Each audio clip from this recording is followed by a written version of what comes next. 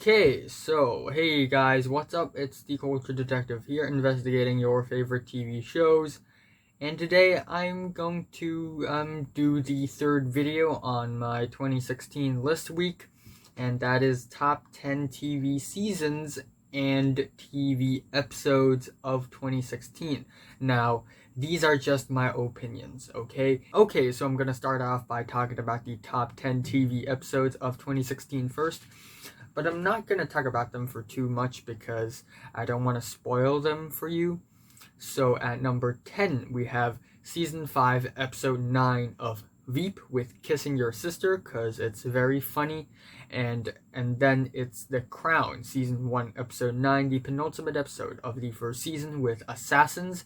Great character-driven episode with a lot of Winston Churchill in it, and great performances as well. And then at number 8 is The Americans, Season 4, Episode 7 with Travel Agents.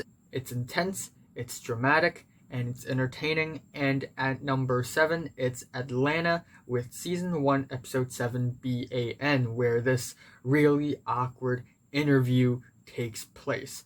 And then after that, at number 6, it's the first episode of the mini-series that is The Night Of with The Beach, and it's the start of a very dark and suspenseful mini-series story. And then after that, we get into the top 5 episodes that I think are fantastic. We have American Crime Story, The People vs. O.J. Simpson with Season 1, Episode 10, the last episode, The Verdict. An amazing miniseries this is. I watched it a very, very long time ago, and I am really impressed that they could retell what happened in reality and put it on TV. And The Verdict is just as shocking and as final as it is in reality. And then after that, at number 4, the finale to Stranger Things Season 1, Chapter 8, The Upside Down. And yeah, again, Stranger Things is really good at wrapping up seasons with a bang of a season finale. Not only is it fun, scary, and entertaining, a lot actually happened in The Upside Down. A lot of emotional moments as well. That scene that happened at the school is one of the best scenes in the show, Stranger Things. And at number 3, it's House of Cards, Season 4, Episode 13, the season finale, Chapter 52, because it's the politics that's what hooked me and everyone else. And the writers really did House of Cards justice. And at number 2, I have to give it to Mr.Robot Season 2, Episode 7, Handshake. Mr. Robot is one of the most underrated TV shows ever, in my opinion, and Handshake is one of the most underrated TV episodes ever, in my opinion. Because basically all the storylines in this episode have a climax to it, have a conclusion to it. And it's very, very intense. And of course, not only is the acting, the cinematography, the directing just excellent, but also that scene where the camera doesn't even move an inch and we witness a shootout in the restaurant. I'm speechless. And I'm sorry about that, but I have just realized that I accidentally skipped over one of the entries in my list, and that is number 2, Westworld Season 1, Episode 10, The Bicameral Mind. Oh my gosh, this episode. You know, every time Westworld ends in a season, it's just a humongous mind fuck. Not only are there many plot twists in this episode, a lot of storylines flip around, curve around, twist around, and collide together in one epic showdown. And there are things that I just don't like. I just didn't expect, like that scene where we transition from what's happening in the Westworld to real life. it's like, wait, so the story we're witnessing is just a part of the story that we're supposed to witness in another story? So what's real? And what I love about the show is that it feels like it's beyond life and death. It feels larger than life. It feels like it's trying to explore concepts of consciousness, existence, purpose, and it's so philosophical, and it's really hard to actually understand the plot unless you have done some research and you have watched it countless times. And that's what I really like about the finale to Westworld Season 1. It's that it's absolutely crazy. The ending, it makes you ask so many questions. But number one, I have to give it to Game of Thrones Season 6 episodes 9 and 10, back to back. Battle of the Bastards and The Winds of Winter. Arguably two of the best episodes ever. Even though I would prefer Ozymandias of Breaking Bad over these two. But man, these two episodes just blow my mind because Game of Thrones had yet hit another peak. In fact, I think these two episodes might be the best Game of Thrones episodes. First, we have Battle of the Bastards, where in the first half, it's this really epic and destructive mayhem happening in Meereen, where Daenerys on a dragon just destroys all the boats. A very shocking and intense confrontation happened between Grey Worm and a bunch of slave owners. And then in between this and the second half of the episode, we get a really dramatic talk, a battle of wit and mind between Jon Snow and Ramsay Bolton. And then for the second half of the episode, we get quite possibly the best battle we've ever seen on TV. It's absolutely insane. The very suspenseful build-up, the shocking death scene that set the whole thing off, the epic wall of horses, that long take where Jon Snow is just fighting people left and right, and Davos trying to hold off people from shooting arrows in the sky while Ramsay Snow encourages people to shoot arrows in the sky. And then at the end, when they get surrounded and then the Aaron army started to show up and then Sansa Stark came out of nowhere, it's just a roller coaster of emotions. It's epic. It's insane. And then at the end, at Winterfell, the giant, the fight, it's just the most entertaining episode of Game of Thrones I've ever watched. Quite possibly the most entertaining episode I've ever watched in my life as well. And then we have the season finale, which doesn't disappoint as well. It's, I guess, equally as destructive, but even more sinister and evil. It's the Winds of Winter, where I don't want to spoil anything, but we get some really dark pianos leading up to a climax where something explodes, and when it exploded, wow.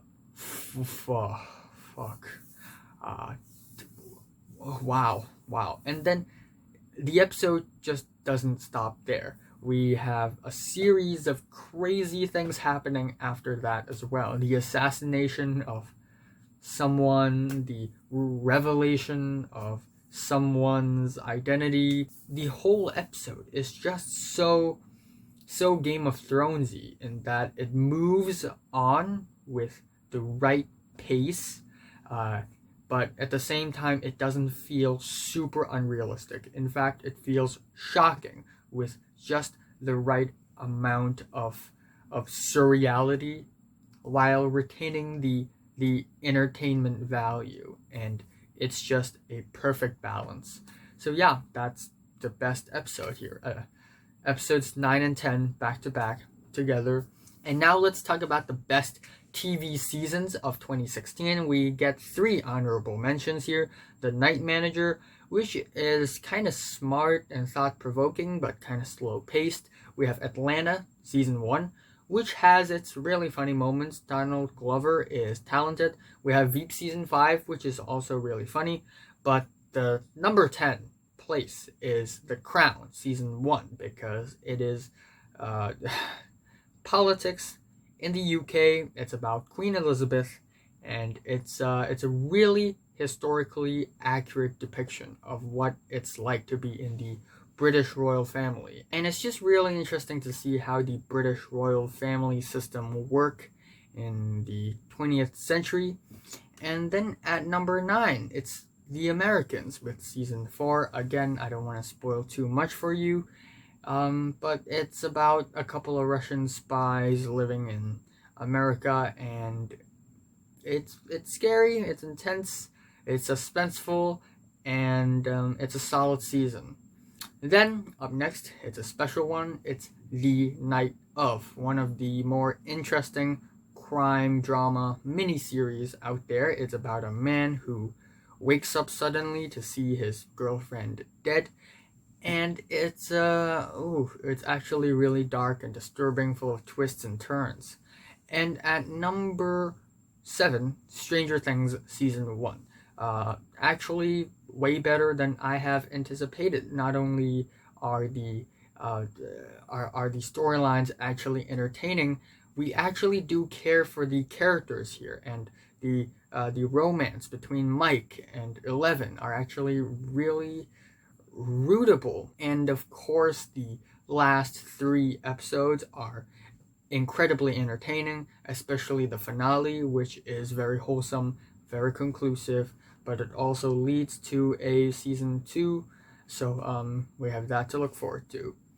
And then after that, at number 6, I have to give it to American Crime Story, The People versus O.J. Simpson. This is a one-of-a-kind biographic period drama miniseries depicting the events where O.J. Simpson is accused of killing a man and his own wife. And till this day, we don't know if O.J. did it or not. And when it actually happened, I wasn't alive.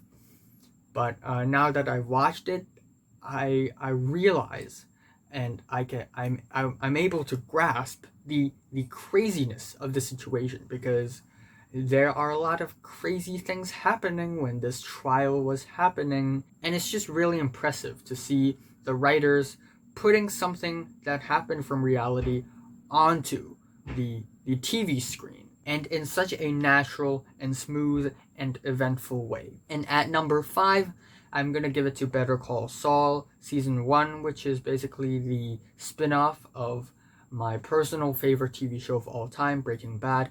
Better Call Saul, directing wise, it's actually even more stylistic and unique than Breaking Bad. Even though Better Call Saul isn't necessarily more entertaining than Breaking Bad, it's actually more funny, more lighthearted, and usually when spin-offs happen, they are darker, grittier.